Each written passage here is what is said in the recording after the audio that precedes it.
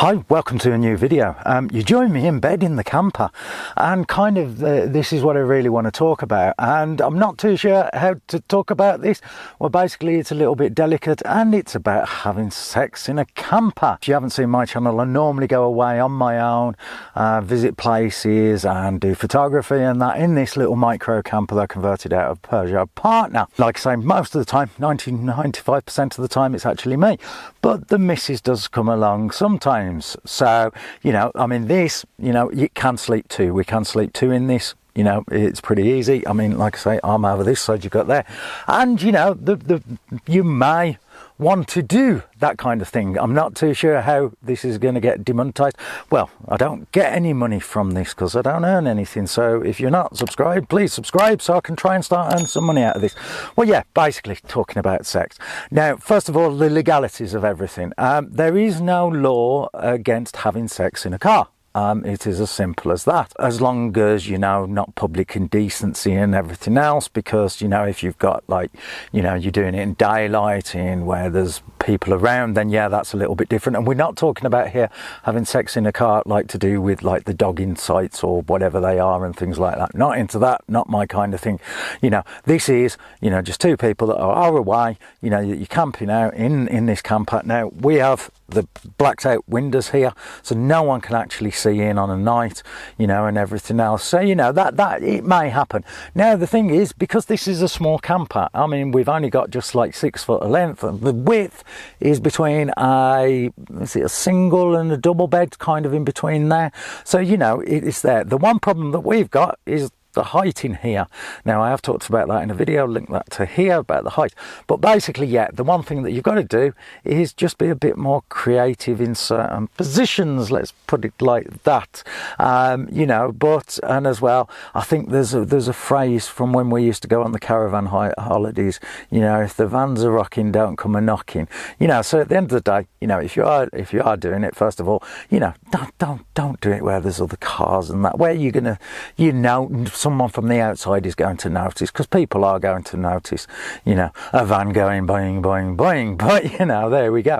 But it is possible in here, you know, it has happened, and it's not too bad.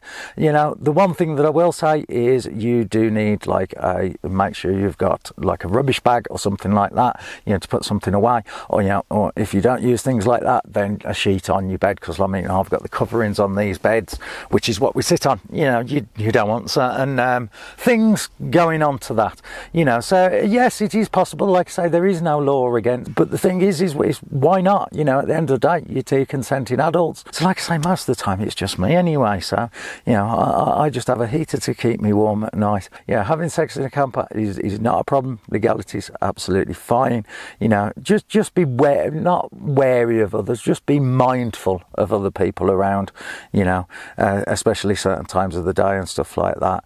And make sure, you know, people can't look in, because then you may be at one of these kind of sites that someone flashes their lights and people start peering at your windows. I mean, like I say, we're fully enclosed here, so it's not really a problem. As well, talking about like the kind of dogging sites, I mean, I use an app called Park for Night, which shows you where you are, but then you could find other spots. I mean, if you are in a place that you do seem to see cars pulling up and headlight flashing, you know, again, be a little bit wary, because again, if you are doing it in a certain place like that, you know, again, you may get the flashy lights and everything else. So just have a look, you know, just do a bit of research on your park up, let's put it like that, just to make sure you're not in one of these areas. Now, if that's your kind of thing, fair enough, that's entirely up to you, it's not ours.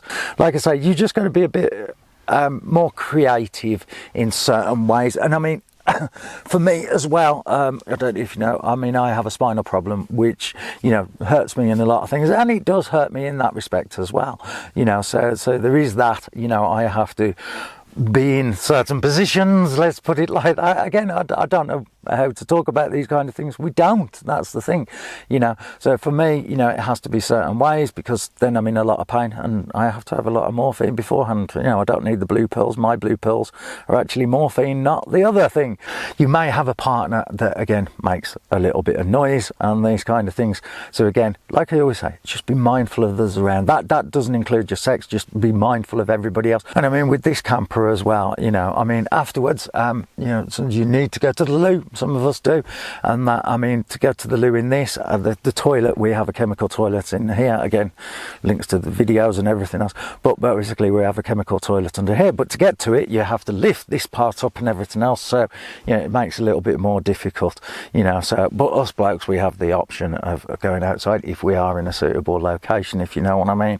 And as well, make sure your car's actually up to this, because, you know, a lot of movement, you know, make sure your tyres are inflated, which you should always do anyway, and just make sure your suspension is up to it. Again, you know, you would know your own van with the weight limits and everything else. If you haven't seen the channel, have a look, because I do go away in this. Like I say, most of the time it's just me, and do photography and bits and pieces, and just give tips on what I find and how I converted it. If you want to know how I actually converted it, links up here somewhere, you know, and that. So it does for what I want anyway. In the next video, I'll talk about, you know, why I went for a small camper and not a larger one as well. So, you know, if you want to do that, please join me on the next one. So goodbye for now. Bye.